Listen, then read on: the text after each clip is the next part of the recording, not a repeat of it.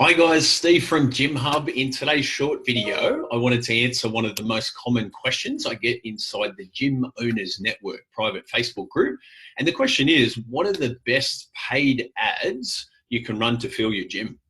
So when it comes to paid advertising, 70% of all ads now are either Facebook or Google. When I talk Facebook, obviously I'm talking about Instagram as well, because Facebook owns Instagram. And when I talk about Google, obviously I'm talking about YouTube as well.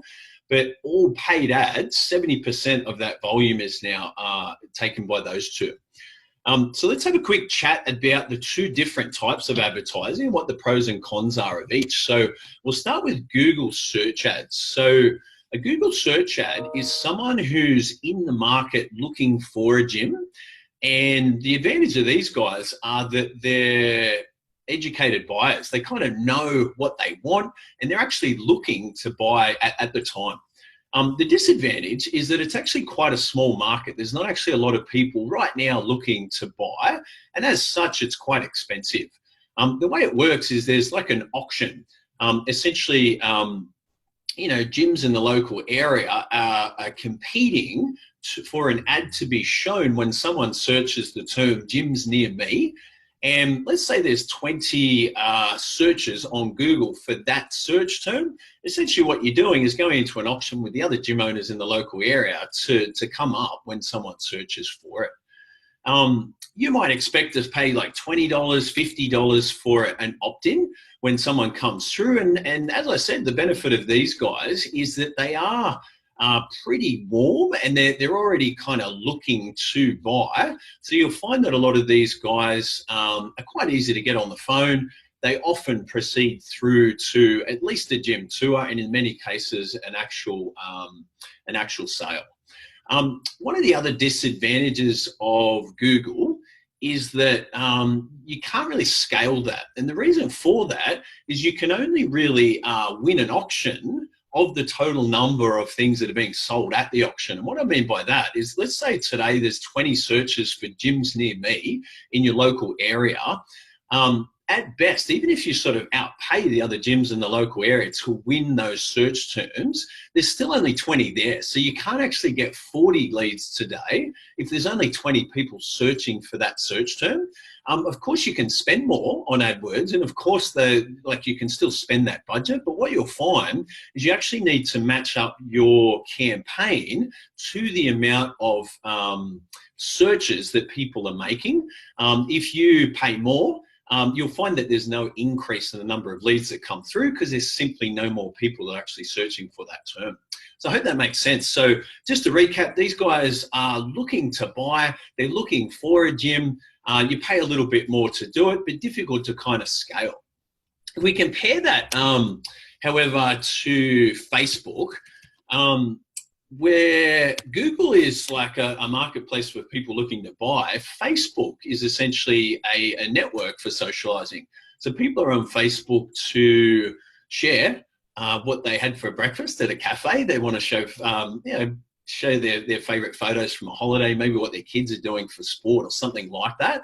The benefit to this group is it's huge. There's tens of thousands, hundreds of thousands of people that are actually on their phone connected to it daily, and it's cheap. So it's much easier to get in front of a bigger audience to do it.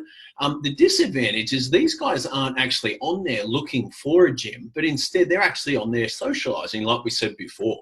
So you can actually get connected with them for a much lower cost. However, what you're getting there is simply a connection. It's not actually a lead. What I mean by that is these guys, you're often getting someone that sort of puts their hand up and goes, you know what, I'm a little bit interested in fitness at the moment. I might sort of follow you. But what we need to be prepared to do with any connections that we make with Facebook marketing, we must be prepared to nurture them.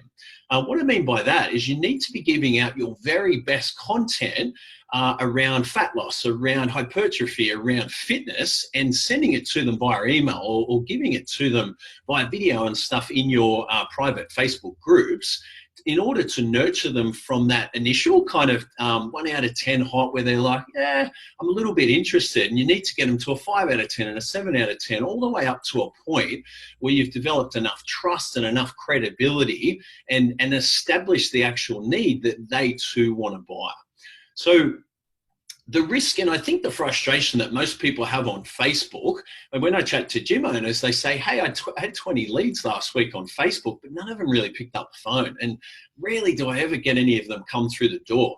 And the mistake they're making is because Facebook calls it a lead, they're actually treating it like a lead. But in reality, it's not a lead, it's just a contact.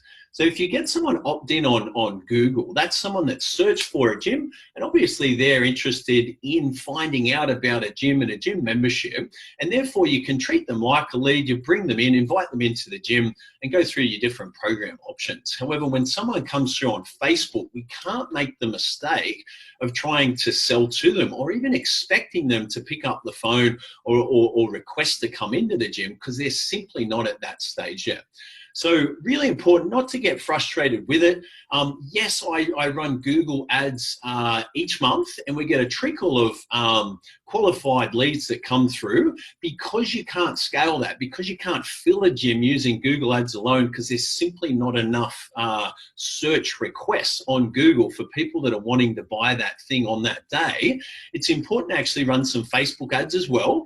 With the Facebook ads, rather than getting frustrated and blaming the quality of the lead, stop treating them like leads. Stop believing the marketing agencies and the Facebook kind of data description that calls it a lead, and instead just treat it like a contact that you are required to sort of nurture after that to build a relationship, build credibility, and move them through that stages of readiness so that at a later stage they might be looking to buy. I think it's important when you're running a Facebook ad, you understand how it works. So the Facebook algorithm means that 50% of people running ads will be successful and profitable, and 50% of people running Facebook ads will not be profitable and it will actually lose money. So if you are going to run a Facebook ad, it's super, super important that your ad is stronger and it's more compelling and it stands out far better than your competitors, so that you can position yourself in that top half or that top 50% of ads that makes money. If you don't, and if you're not prepared to actually tweak it and get into that top 50%, you shouldn't be playing on Facebook. If you get these contacts and you're not ready to sort of produce little videos or ebooks or some sort of value to warm them up, you should not be looking to actually advertise on Facebook, because they're not going to go from a 1 out of 10 to a 10 out of 10 ready to buy on their own. It does require you to get involved. So just to recap, 70% of all paid advertising these days is on either Facebook or Google. What's the best way to advertise? My recommendation is a combination of the two, but what's important here is you understand the difference between the two. You have to understand that one is a marketplace for people that are ready to buy now, and it's quite expensive.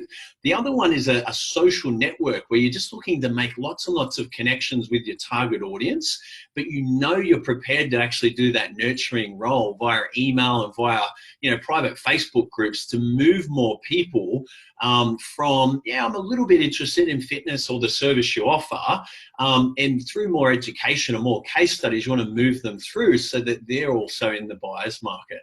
A combination of those two paid advertising strategies will make your gym a really successful one.